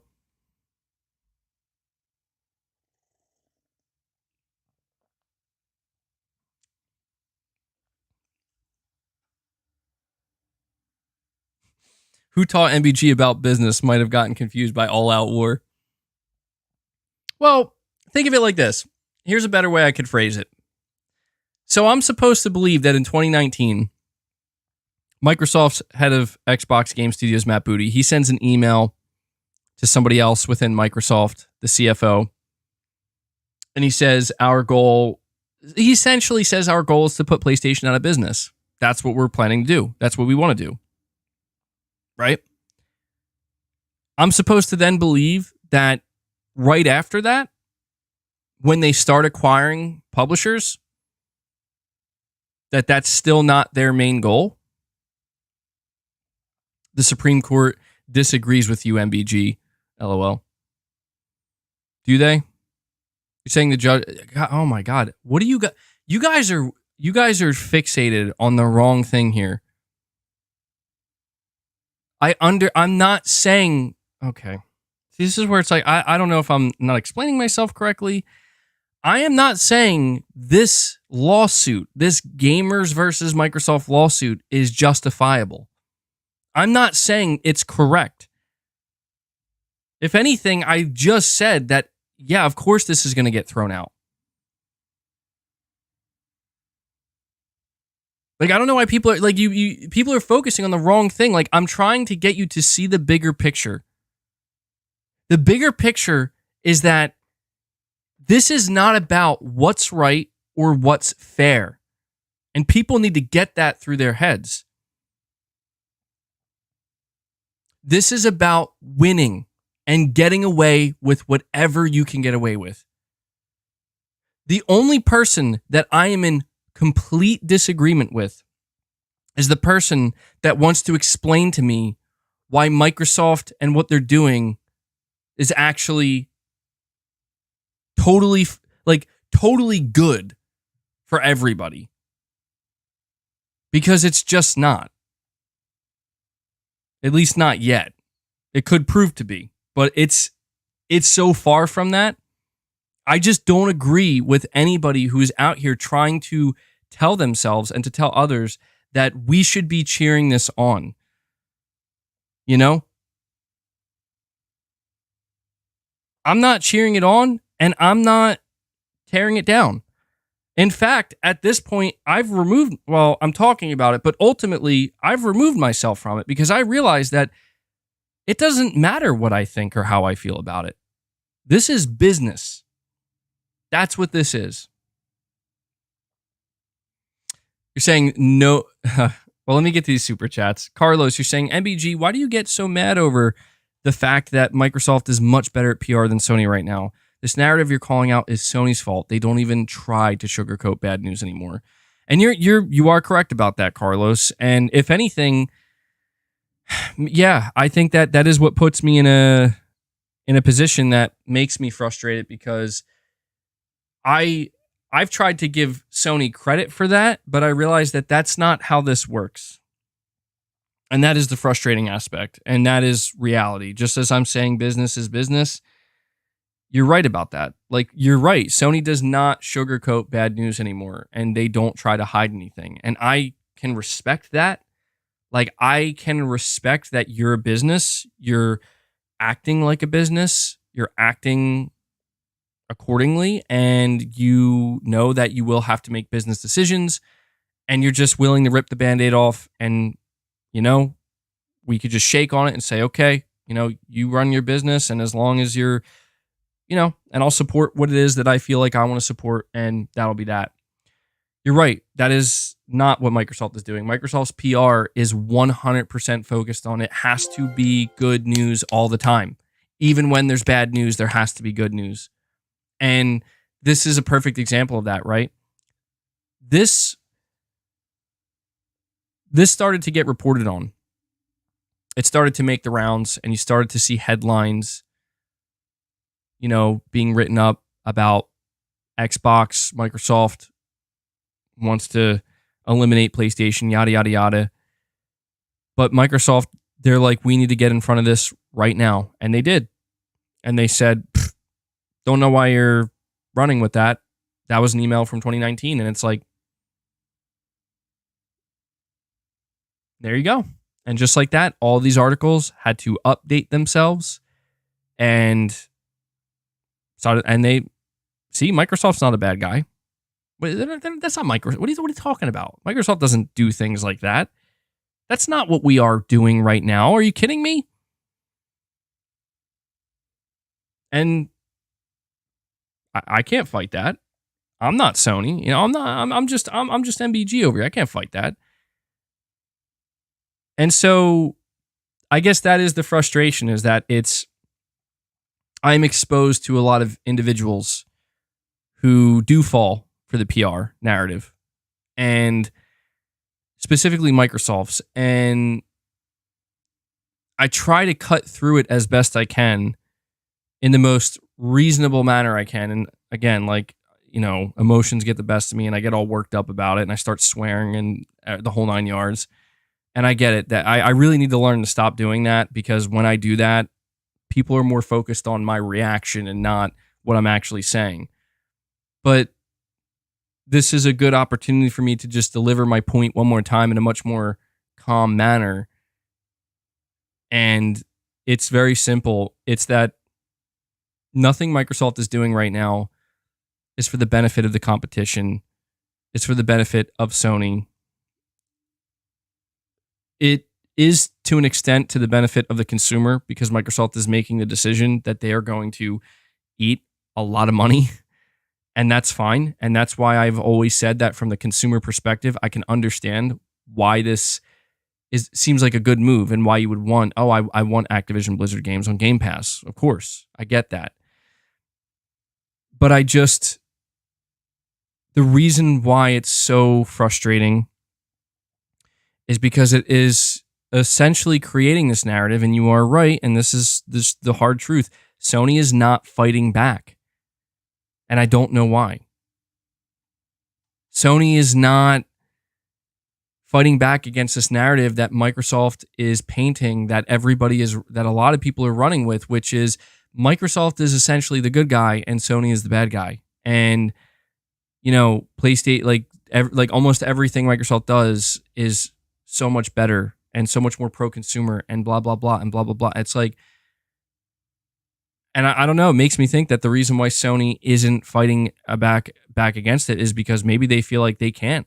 Because if you think about it, it's like, how do they fight that narrative? The only way Sony could fight that narrative is by seemingly becoming more arrogant. And I think that would be a mistake. Because think about it. Look at what the fan base says. Like, a lot of times the fan base, and I've been guilty of this as well, the fan base attempts to defend Sony in the face of like these narratives where it's like, well, but PlayStation makes higher quality games. You know, PlayStation makes some of the biggest and best games, and they've been, well, it's like, okay, well, how come Sony isn't saying that? Why are you saying that? How come Sony is just ignoring you? It's like, well, okay. Because Microsoft interacts with their fans.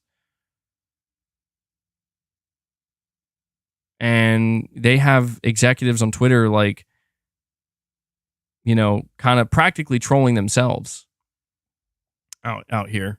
And Sony's not doing that. Like, okay, well, Xbox just had a good showcase, so what now?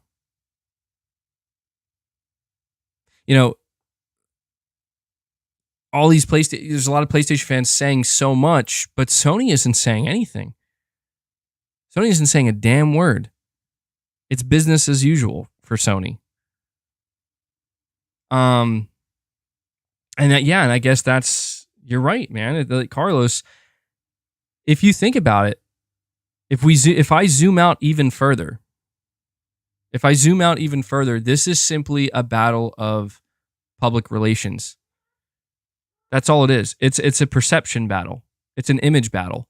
And Sony is losing, at least in the weeds. Generally speaking, I think Sony is not losing. Generally speaking, I think Sony's actually winning. And I think that explains why Sony doesn't care. And they're not saying much because they don't need to. PlayStation 5s are selling like crazy. It's fine. Their games are selling just fine. People are not turning on PlayStation and saying, oh, well, they had a bad showcase, so I'm not supporting them anymore, or I'm not buying a PS5, or I'm not buying Spider-Man 2. Nobody's saying that. The numbers are saying the opposite of that. And I guess that is, it kind of comes back down to the same thing it always does, where it's like, yeah, I do have a YouTube channel here, and I am in the weeds, and I am paying very close attention, much closer attention than the average person is. And Microsoft has 100% total domination right now on the lower spectrum of this stuff. At the more, internet based, there's like people are having conversations, like the more core side of it, I guess you could say. But in general, Sony still has that type of domination. And that's just the way it is, man. And it's interesting. I'm glad you mentioned that in the super chat, because it does kind of help me take a couple steps even further back and realize that that's all this is, man. It is a war of words, and only one side has something to say right now. And because of that, they're winning. So, yeah, just my final point with all of this is just simply that, and I still stand by this point that I made. I do think it would be more beneficial for people to understand that Microsoft nor Sony are your friends. They are business at the end of the day, and they can give you a good deal up front, but just always keep in mind that their ultimate goal is to get more and more money from you, not less, over time. And that's fine, and it's up to every person to decide if the way that they're asking for money from you and what they're delivering, if it feels worth it to you, then you go for it. That's for every person to decide for themselves. Chalupa Batman, nice name. You're saying, I have compliance training every year. You can't say/write you want to dominate or take out the competition or a variation of that. To do so places mergers/acquisitions in danger. Interesting. Chalupa, what it tells me is that if we were to read word for word what Matt Booty said, it's probably inferred. Like, he probably words it in a way that if you know how to read between the lines, you probably think, oh, well, he's basically just saying they want to kick Sony's ass, And I could see why Microsoft would want that redacted. But yeah, it is the fact that the judge threw it out and dismissed the case, I think that tells you everything you need to know. I just think I just found it comical though. Like again, it was kind of the reaction of people where it's like, that's not what Microsoft's end goal. Like, come on, man. I mean, don't get me wrong. Microsoft may not be at this point in time looking to just literally snipe Sony and get them off the playing board, but it's more like Microsoft is looking to make waves so big that Sony's ship just can't weather the storm, basically, you know?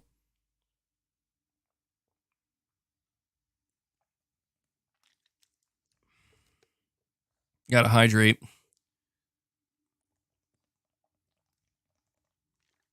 What about Jim Ryan saying he wanted to block the deal? Well, to me, that's that's kind of the candid nature of Sony anymore, right? To me, that's like I would be shocked if Jim Ryan said anything other than that. I don't think Sony has hid the fact at all that they want it blocked. Of course, Biggity08, excuse me, you're saying I think a lot of people agree with you. They just don't care. We gamers are selfish. Xbox versus PlayStation. Yeah, I get it. And even now, like when I try to be more reasonable and stuff, I can tell like, yeah, there are people like it's about look, man, pick your side and go, go for it. I get that.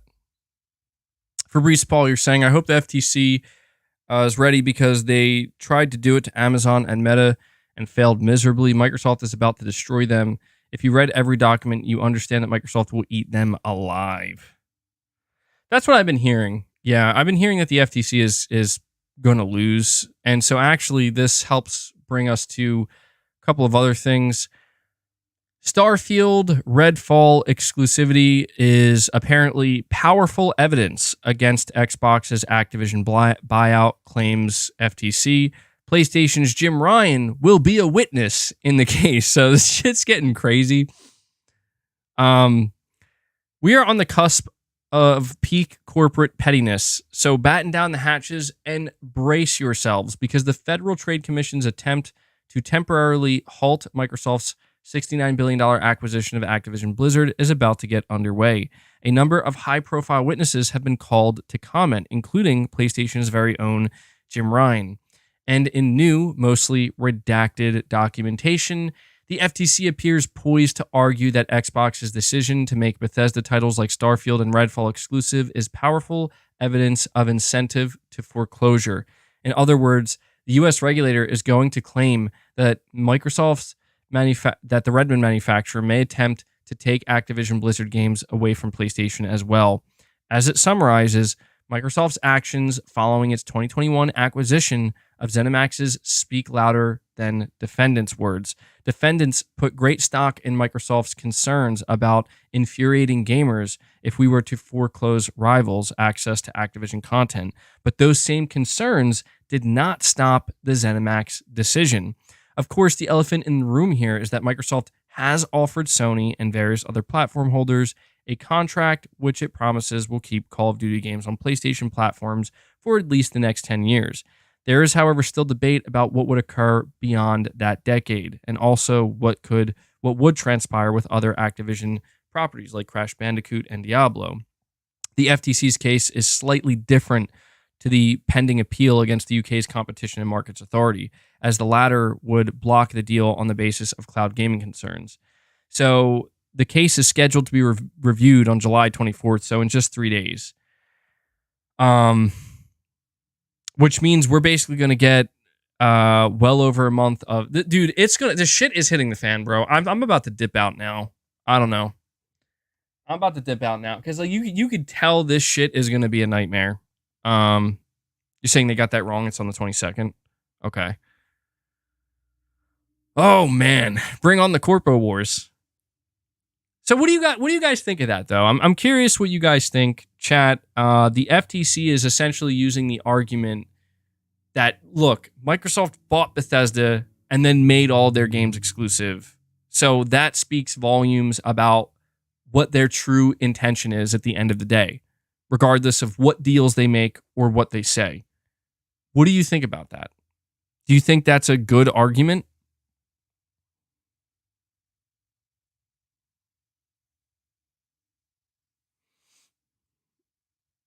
Oscar the Homeless says no.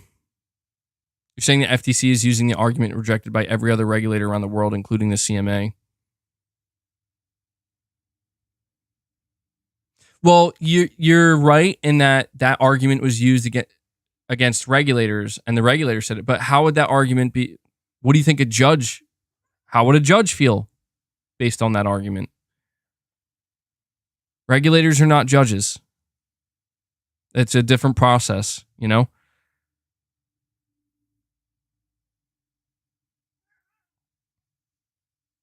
It'll be interesting to see. I mean, here's my if the FTC, so if that is really such a weak argument, like everybody says that's a weak, or at least a lot of people believe that's a very weak argument. But if it really was, why would the FTC decide to go with that? Why would the FTC decide to hinge their entire case basically on that? And I don't know, man. I could see them losing for sure, but I've always argued that is a good, like that to me is always kind of like, that is the elephant in the room. And no one wants to talk about that. And I don't understand why no one wants to talk about it, because it's like, dude, look at the hype for Starfield. Look at what Microsoft just did for a game that had a PS5 version at one point in time in development. And just like that, like Starfield is like turning the tide, or not, it's like it's turning the ship around for Microsoft. And people are just like way more positive about Xbox now. And that's just what it's going to be forever now with Bethesda. And I just think it's so weird how people are so quick to just be like, but that's not what they're trying to do. Like, but we literally only have evidence that that's what they're trying to do. You know? Saying the FTC and the CMA keep getting their info wrong though. Tom from Toonami, you're saying because Lena Khan has literally said she'll bring cases they know they will lose to convince Congress to change the laws, which Congress won't.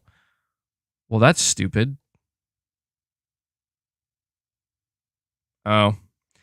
That's it. That's interesting. I didn't know that. You're saying Lena Khan wants to push for a change in legislation. MBG losing this case is just a path to try to argue laws that are not sufficient. That's such a weird strategy, though. So that's even stranger. So essentially what we're seeing is now a regulatory body with their own agenda. God, man, this whole thing is a shit show, man. I try that's the thing, man. I try my best to just simplify all this stuff.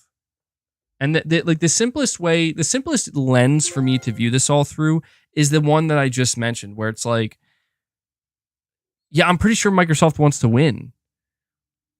I'm pretty sure Microsoft doesn't care if them having Activision Blizzard ultimately hurts PlayStation. And I don't think Microsoft doesn't care about competition. I don't know why people think that.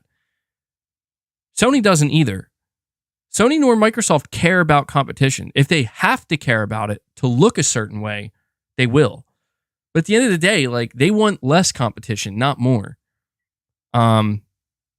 So that's why I've talked about how I'm not mad about Xbox having a fantastic showcase and basically getting a lot of buzz, because, it is going to ultimately bring more competition. But yeah, this is about to get really weird, man. This is about to get very weird.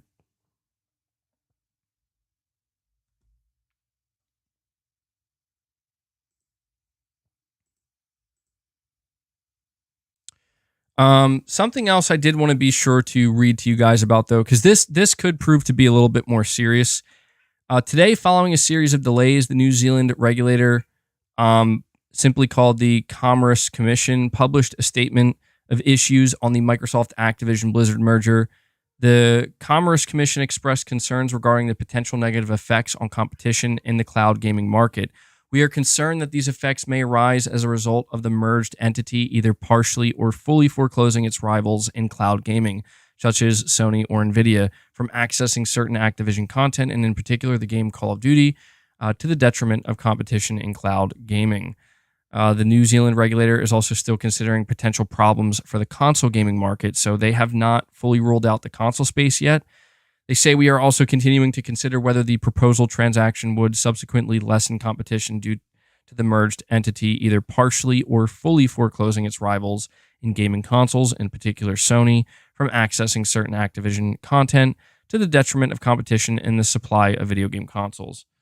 If Activision's game titles are sufficiently important to driving sales of cloud gaming services or video game consoles, then this could result in the merged entity having both incentive and ability to foreclose rivals' access to this content, weakening their ability to compete. So just to clarify, the Commerce Commission has not finalized its decision yet. In the statement of issues, the regulator requested submission of evidence from Microsoft, Activision, and other interested parties. These will have to be submitted by July 4th, while the final verdict will be rendered on July 17th. So we'll see. They are expressing some concerns, and Microsoft is obviously going to work really hard to appease them and calm down those concerns. So we'll find out. Man, this I just kind of wish this shit would end. Like, the more I'm talking about it, the more and the realization that this is just going on and on. It's like, I just wish I don't even care, dude. I'm at a point where I do not care if Microsoft gets them, man. Just put us out of our misery, please. Just let it end.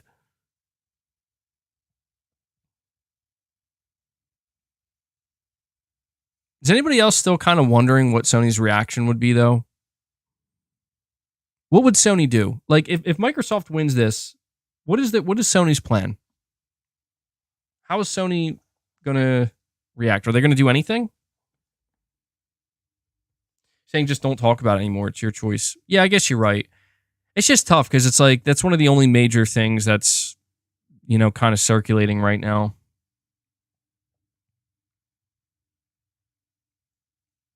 PlayStation Destruction says bye. Tripling live service. Yeah, that's what Sony will do. Don't just double it, triple it. Sony's reaction will be nothing.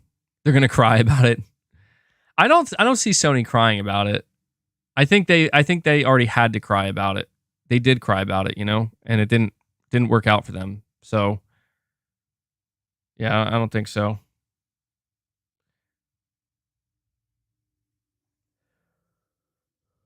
Saying way too involved with billion-dollar company politics, dude. Yeah, I think you're right about that. I think you're definitely right about that. You're saying everyone is? Yeah. Yeah, that's true, man. That's true.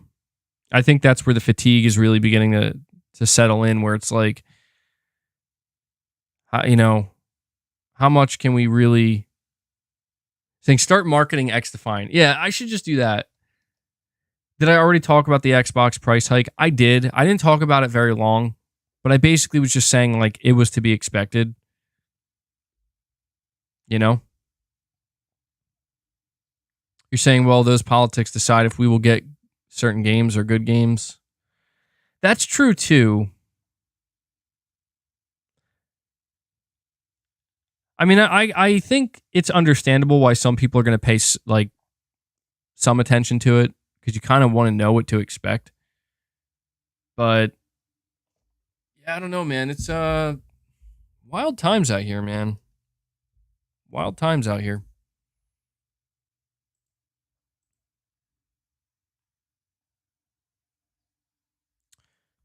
All right, I got one more article here for you guys. Even though I said I wanted to stop talking about it, it's just I think it's interesting because like I don't know, maybe you guys will find this interesting. It says Bethesda boss summoned by the FTC to explain Starfield Xbox exclusivity. Bethesda executive Pete Hines has been summoned by the U.S. Federal Trade Commission to appear in court and outline Microsoft's approach to Xbox and PlayStation gaming content. The FTC has argued that Microsoft will treat Activision Blizzard IP the same way that they treated Bethesda games, making them exclusive. The FTC wants Pete Hines to testify about Microsoft's acquisition of Bethesda as part of ZeniMax Media in relation to Microsoft's gaming decision about video game content. The FTC has previously said that Microsoft reassured regulators that it would not engage in anti-competitive activities, but re-engaged on that promise by making games like Starfield and Redfall exclusive. So that'll be interesting. We're going to get to hear Pete Hines explain why Starfield is exclusive to Xbox, which will be funny. That one will be pretty funny to hear. But there we go. Saying the FTC needs to stop. I don't think the FTC is stopping anytime soon, man. They're going to keep going. Man, I'm tired. Why am I so tired? Oh, by the way, I did forget to mention, speaking of the Xbox price hikes, Game Pass Ultimate increased by $2. So it's actually $17 now. Putting that out there. Game Pass Ultimate is now $17. I forgot to mention that. I'm going to go see what people are saying in the replies to this news of Xbox increasing the price and stuff. Top comment so far. All those Xbox players that went after Sony for the price increase are sure are silent today.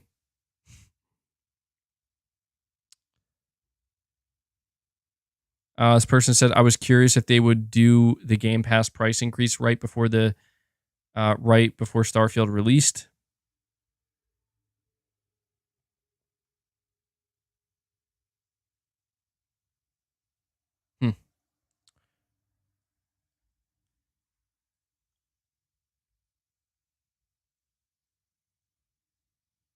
It's like they're trying to not sell. Well, Microsoft's definitely getting some heat for this, which is understandable and expected.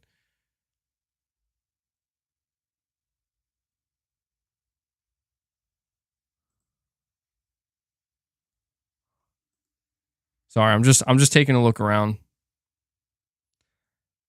Yeah, I guess some people are actually not happy, dude. Like, I don't know, this one guy's comment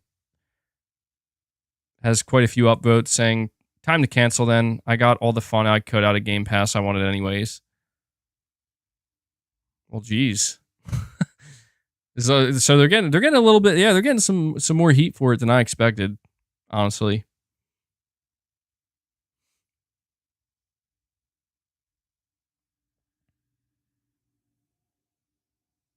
Saying good thing you could still buy the game, right? Yeah, that's true. They could at least release the game first. No, man. They put on a good showcase. Boom. Now we raise the price. Man. Yeah, this situation's going to get so much worse.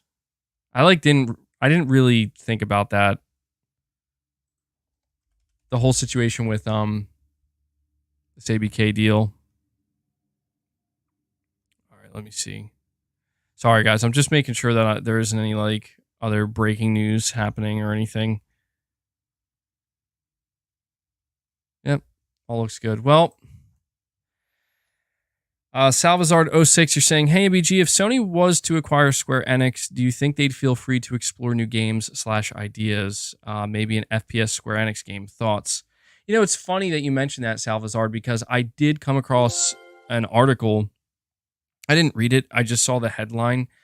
But the headline basically was saying that Square Enix, or at least the development team, Creative Business Unit 3, they are not totally opposed to making like a Call of Duty-esque Final Fantasy. Like, basically saying like, yeah, maybe we could make like a first-person shooter Final Fantasy game or something. And I do not think people... I don't know how people would react to that, but them saying that is kind of wild. And I think that answers your question, Salvazar. Like, they said it themselves. They said that it's not totally out of the question. So, I mean, you're saying an FPS Square Enix game, basically implying that it could be a new game or any kind of game, like any different series maybe. But apparently if they were to make... See, you guys like, hell no, bro. Hell no. Saying Ninja Star says it could be cool if done right. Maybe. I doubt they'll do that though, man. That sounds crazy to me. That sounds crazy. Who knows? Who knows though? Well, guys, We are approaching the 2 hour and 10-minute mark, and I think this is where I'm going to end the stream for today. I told you I don't want to just artificially extend streams. I have topics I come into the streams with, and once I get through those topics and I pretty much say everything I have to say, and it's clear that I think the conversation has come to an end here. I think this is where I'm going to end the stream for today. So tomorrow I'll see what I end up doing. Tomorrow I'm going to be playing Final Fantasy. We'll see if I do another stream tomorrow. Maybe tomorrow I'll do a video. But yeah, just to recap, Final Fantasy 16 reviews are out. It's looking good. I'm assuming it's still sitting at an 88 on Metacritic. Doesn't have the best performance. Definitely going to need some improvements there. But generally speaking, anybody who's looking forward to Final Fantasy 16 sounds like you're gonna have a pretty good time. And we also talked about Microsoft wanting to go take Sony down, apparently, and all that good stuff. So thank you guys for hanging out with me today. Thank you for the support. A big shout out to everybody who gifted channel memberships today, and a big shout out to everybody who donated super chats. Thank you guys so much for that. And I also want to give a shout out to Devil Shooter for continuing to do the timestamps for the streams. He's doing a great job. So shout out to you, Devil Shooter, and a big thank you. And the last request I have before you guys head out, please just hit that like button for me. I would really, really appreciate that. And yeah, that's pretty much it. So I hope everybody enjoys the rest of their day, and I will catch you all in the next one. So until next time, guys, take care.